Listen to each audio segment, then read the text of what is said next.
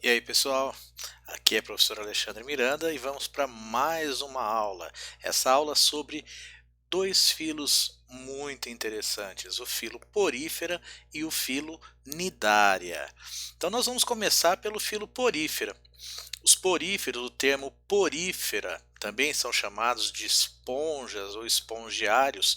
O termo porífera vem daquele portador de poros. São organismos eucariontes, são pluricelulares e eles apresentam diferenciação celular. E como característica também, eles têm o fato de serem heterótrofos, isto é, eles conseguem seu alimento através de outros organismos, são incapazes de sintetizar seus próprios compostos energéticos. Eles geralmente são assimétricos, nós não temos nenhum plano de simetria entre eles, ou eles podem ter simetria radiada, uma simetria radial. São organismos que apresentam somente dois folhetos embrionários, só ectoderme e endoderme, são acelomados e não apresentam uma cavidade digestória.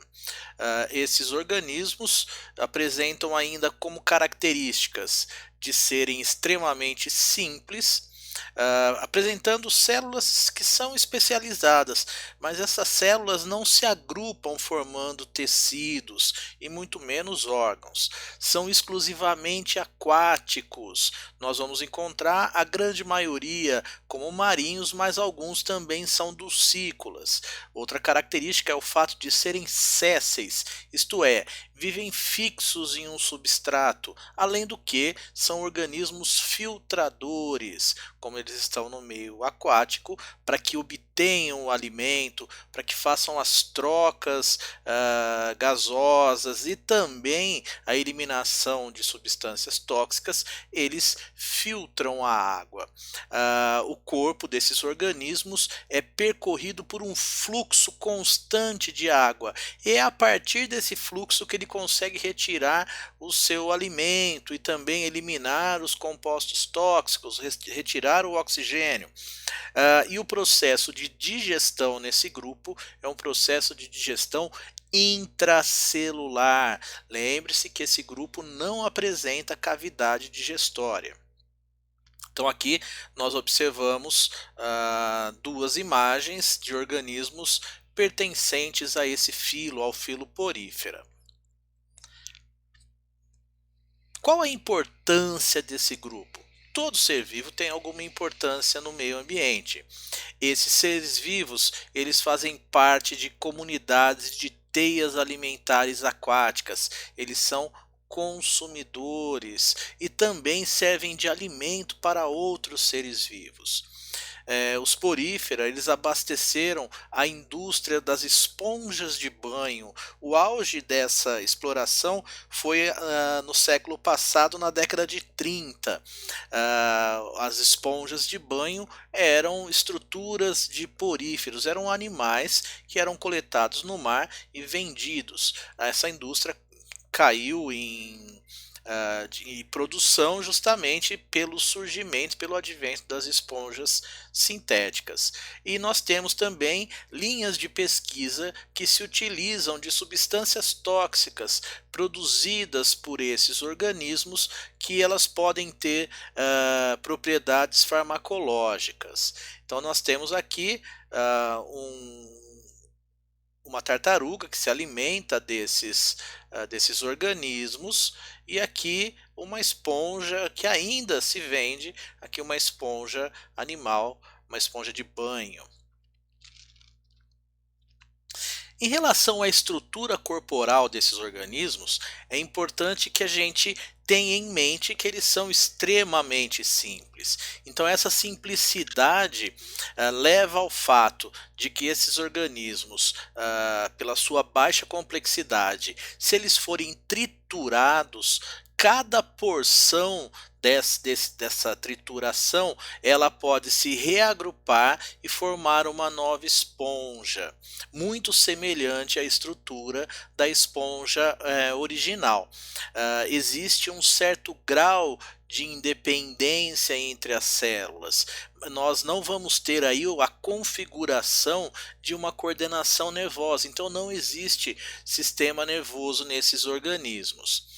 Como já dito anteriormente, eles são sésseis, mas eles têm a capacidade de movimentar, de promover um fluxo de água na sua estrutura. Esse fluxo de água, ele penetrará na estrutura da esponja e matéria, partículas orgânicas que estejam em suspensão na água, a esponja conseguirá filtrá-lo e retirar esses compostos para que sirvam de alimento. Vamos observar que todo o corpo da esponja apresenta poros, que são células especializadas que têm esse formato de poro, que permitirá a entrada de água em uma grande cavidade. E ainda existe uma abertura, uma grande abertura por onde sai esse fluxo. Essa abertura, que é o ósculo, geralmente ela fica acima do corpo, na mesma direção da região que há a fixação. Então aqui nós conseguimos observar uma imagem, um desenho de uma esponja mostrando o ósculo, que é a abertura, mostrando a espongiocele, que é a cavidade central, e a parede desse organismo, com os poros pelos quais a água penetra, e a estrutura do seu conjunto de células, os coanócitos, os amebócitos, os porócitos, os pinacócitos, que formarão a estrutura desse animal. Além disso, nós vamos ter uma complexidade estrutural no corpo desses organismos. Existem esponjas que são extremamente simples, com uma única parede, o que delimita esse espongiocélio ou esse átrio, porém existem esponjas que têm uma estrutura mais complexa, como nós observamos nessa imagem.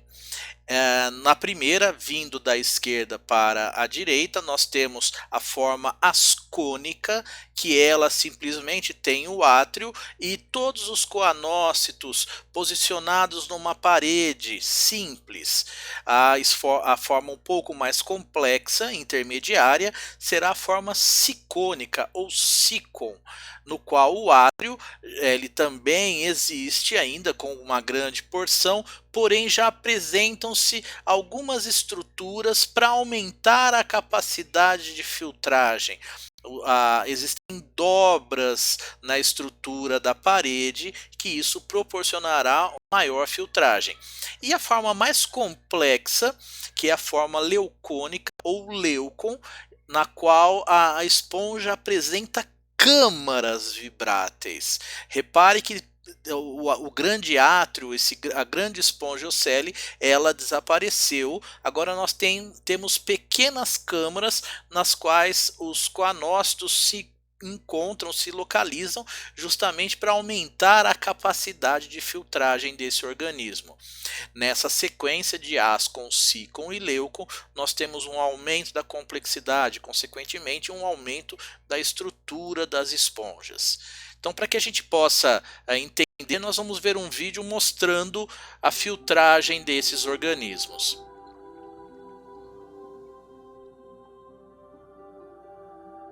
Reparem que é lançado um material líquido com tinta, com pigmento, o qual nós observamos a saída desse pigmento pelo ósculo.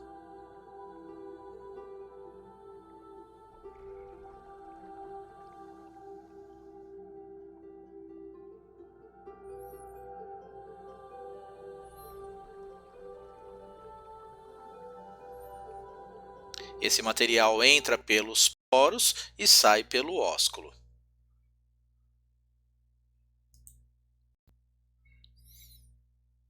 Então, em relação à parede corpórea e aos tipos de células que elas existem nos porífera, nós vamos observar que esses tipos eles ficam sustentados por elementos esqueléticos, esses elementos que vão dar sustentação a essas células. Então nós vamos ter espículas calcárias que podem dar sustentação. Entre os tipos de célula nós teremos os pinacócitos. Esses pinacócitos eles revestem a parede externa dos porífera. O seu conjunto forma pinacoderme. Porém, um cuidado, pinacoderme não é um tecido verdadeiro. Lembrando que em porífera não existe a estrutura de tecido.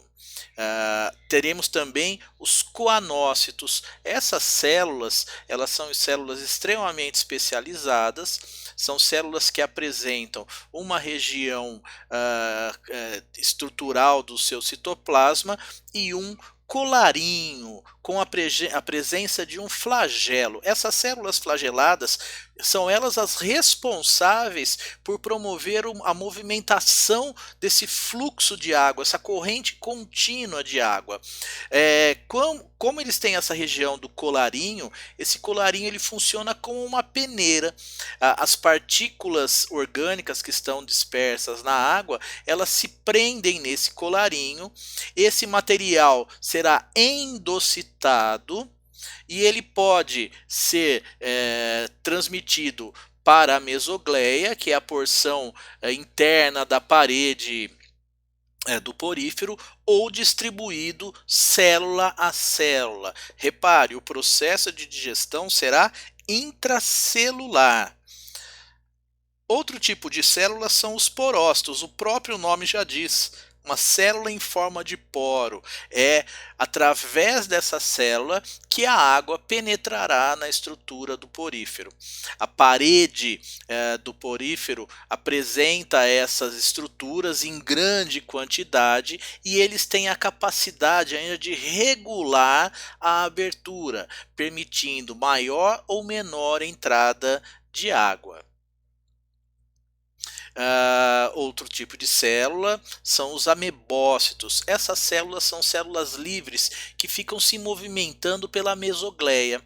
A mesogleia é uma substância gelatinosa que se encontra preenchendo o espaço existente entre a pinacoderme e os coanócitos, que fazem o contato com a espongiocele. Então essa mesogleia ela tem um papel muito importante porque ela pode servir como veículo de transporte de substâncias, de movimentação dos coanócitos. E os coanócitos eles são responsáveis pelo crescimento do porífero, são responsáveis pela regeneração, então eles são extremamente importantes. Então, além disso, eles podem transportar os nutrientes de uma célula para outra, retirar compostos tóxicos, portanto, realizar o processo de excreção, e essas substâncias são lançadas para a espongiocele e vão ser eliminados através do ósculo. E ainda eles são responsáveis pela formação dos gametas. Então, nessa imagem, nós observamos um corte de uma esponja em que nós temos os pinacócitos que formam a porção externa, um porócito, um corte dele aqui mostrando um canal. Aqui temos uma espícula que dará sustentação para a esponja, um amebócito aqui localizado na mesogleia e os coanócitos alinhados voltados para o átrio. Como ocorre a reprodução desses organismos? Nós vamos ter reprodução assexuada e reprodução sexuada. Então, inicialmente falaremos da reprodução assexuada. Existem duas maneiras desse organismo se reproduzir assexuadamente. A primeira delas é a formação de gêmulas. As gêmulas são estruturas de resistência. Com a gemulação, o ambiente, muito provavelmente, ele estará numa situação que ela não é é adequada para a sobrevivência desse organismo, e dessa maneira manteremos só uma estrutura de resistência, que é a gêmula.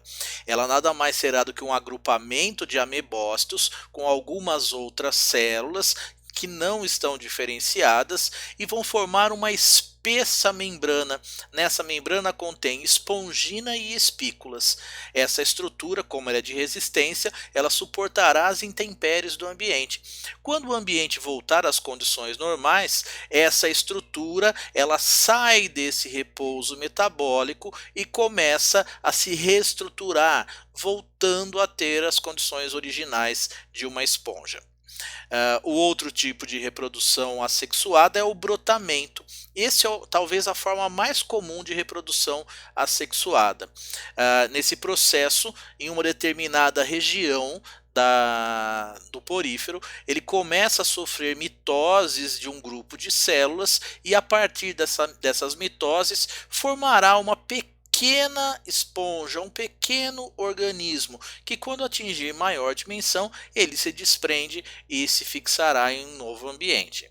Então, nessa primeira imagem, nós temos a estrutura, vamos voltar aqui, a estrutura de uma gêmula,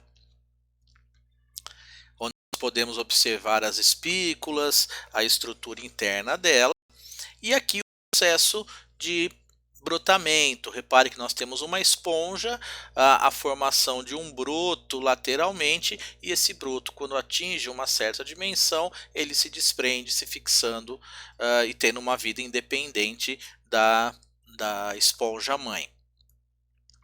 Já a reprodução sexuada, ela acaba sendo muito interessante porque, mesmo sendo um organismo extremamente simples, ele apresenta uma fase larval, portanto o desenvolvimento ele é indireto.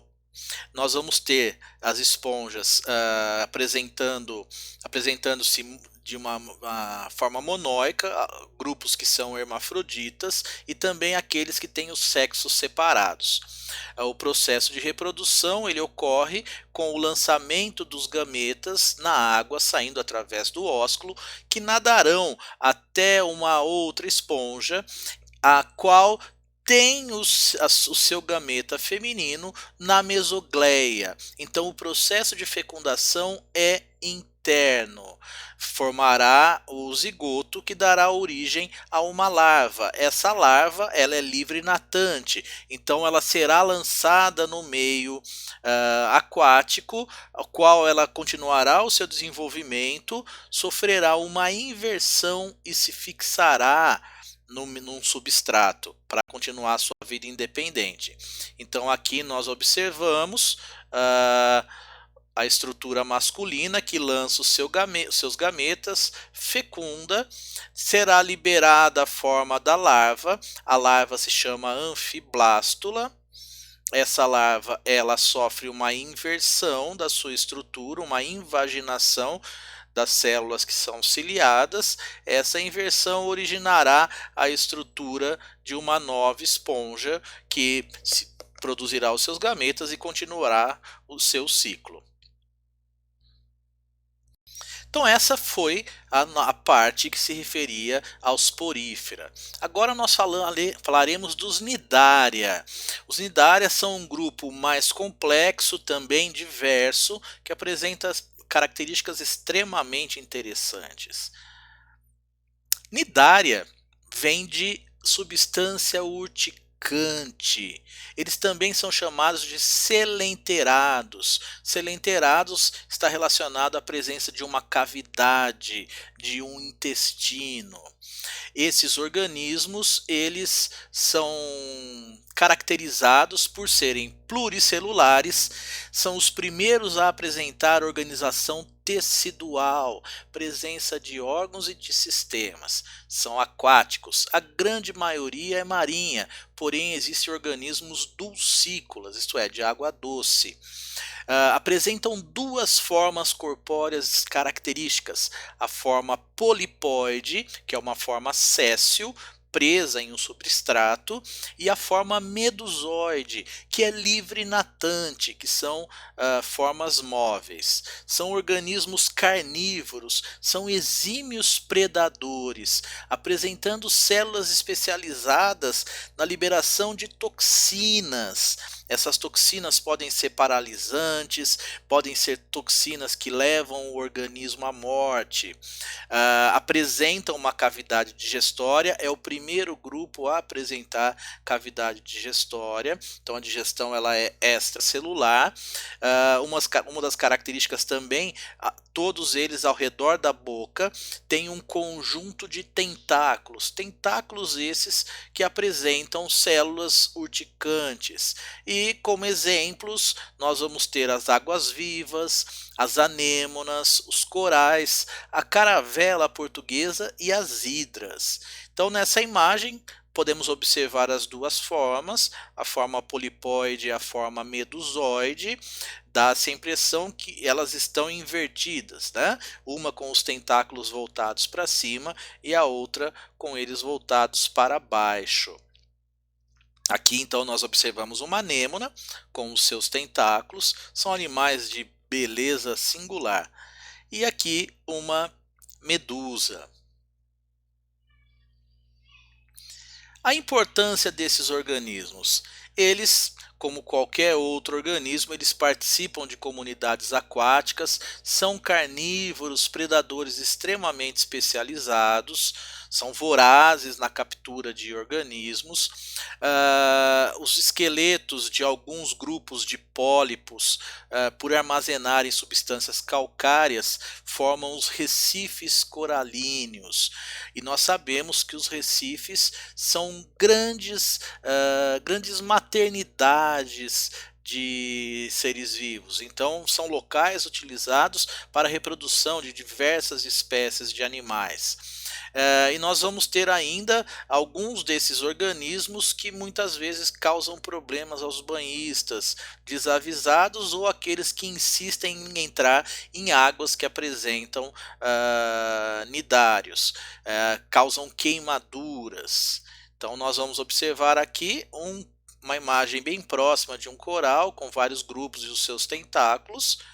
E aqui uma pessoa que sofreu queimaduras nas pernas com os tentáculos desses organismos. Em relação à estrutura corporal, como já foi dito, é o primeiro grupo que tem cavidade digestória e isso permitiu que eles tivessem uma digestão extracelular e, consequentemente, ingerir porções maiores de alimento. Isso faz com que esses organismos consigam ter um aporte energético maior. Apresentam simetria radial. Eles também são os primeiros a apresentarem tecidos e órgãos. Como já foi dito, em relação às formas, os tipos morfológicos, as medusas que são livre-natantes e os pólipos que são sésseis.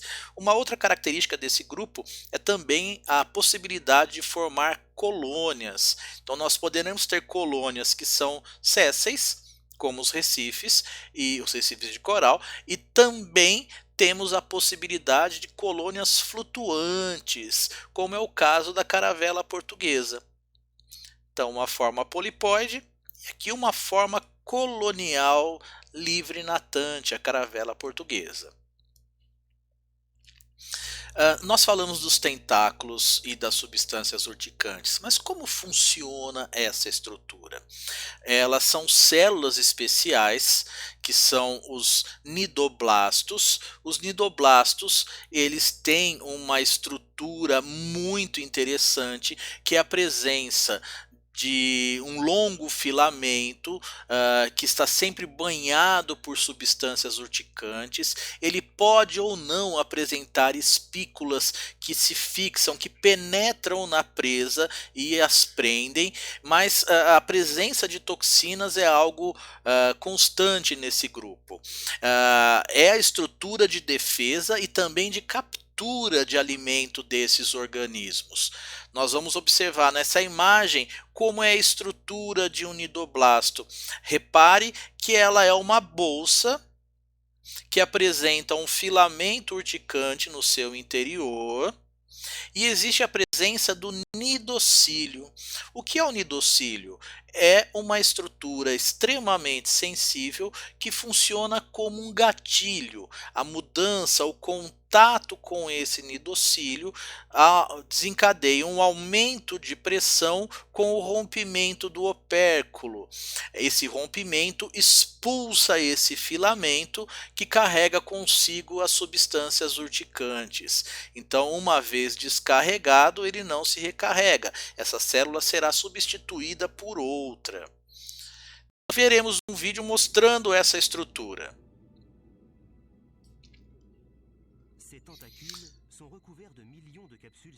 Então nós observamos aí os tentáculos que apresentam milhões dessas estruturas que são os nidoblastos. Aqui conseguimos ver essa cápsula sendo rompida e liberando os seus filamentos.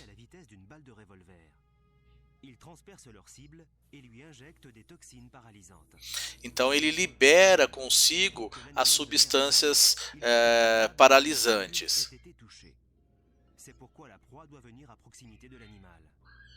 L'apparence végétale de l'anémone de mer dissimule parfaitement ses intentions particulièrement mortelles.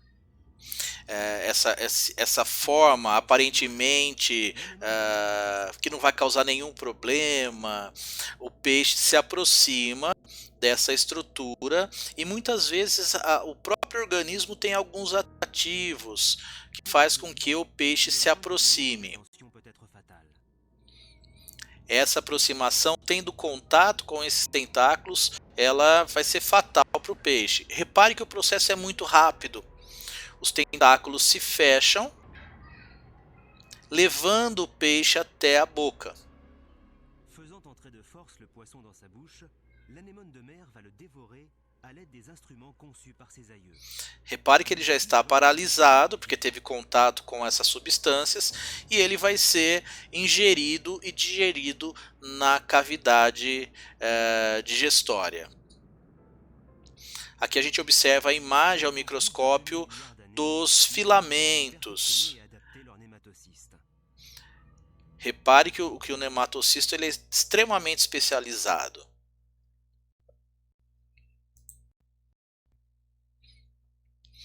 Em relação à reprodução desses organismos, nós vamos ter também reprodução assexuada e reprodução sexuada.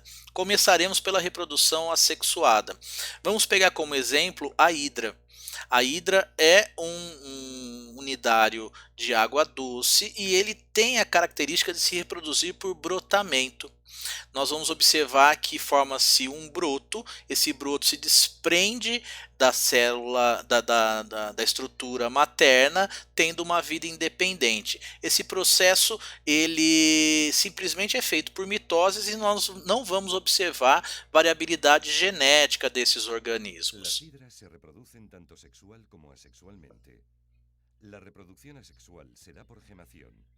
Repare que lateralmente nós temos o broto. Y adquieren la forma de una pequeña hidra con la cavidad digestiva unida a la hidra madre. Finalmente, la hidra hija se desprende. En la reproducción sexual, los gametos se forman en protuberancias del cuerpo de la hidra. Aqui nós já estamos vendo o processo de reprodução sexuada.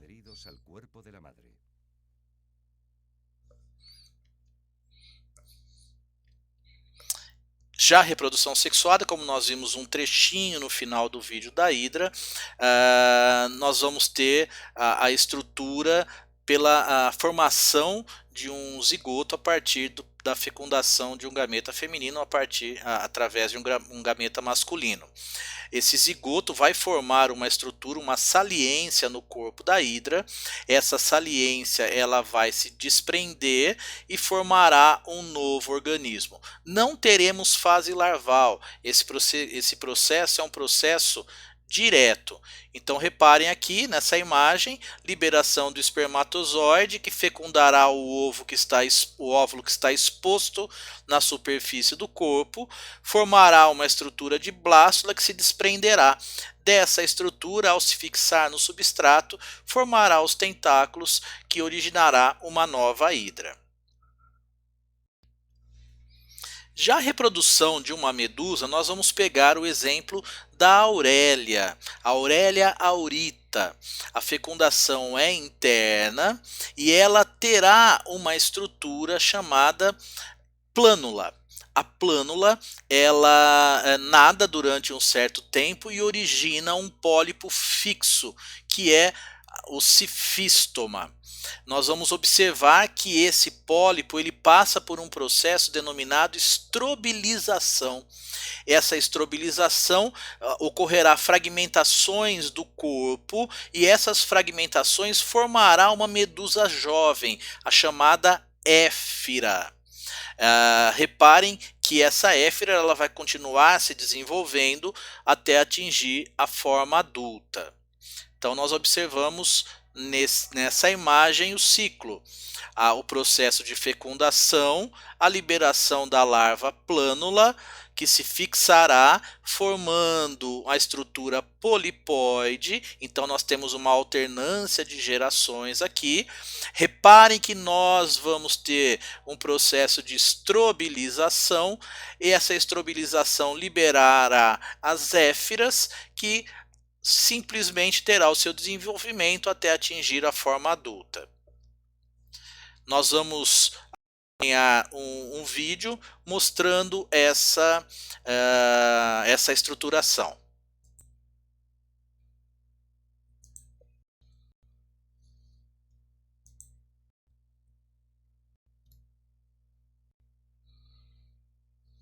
Hola, hoy hablaremos de un tema muy interesante y poco conocido.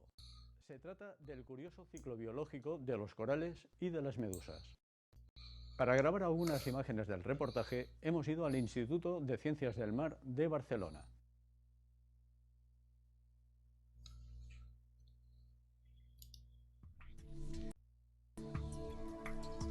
Los cnidarios son organismos simples, pero capaces de construir estructuras tan grandes como los arrecifes de coral. Actualmente se conocen unas 9.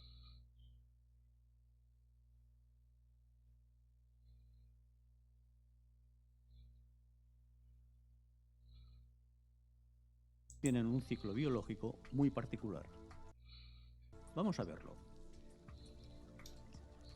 Estos animales presentan una alternancia de generaciones, es decir, tienen un periodo de vida en el que están unidos al sustrato,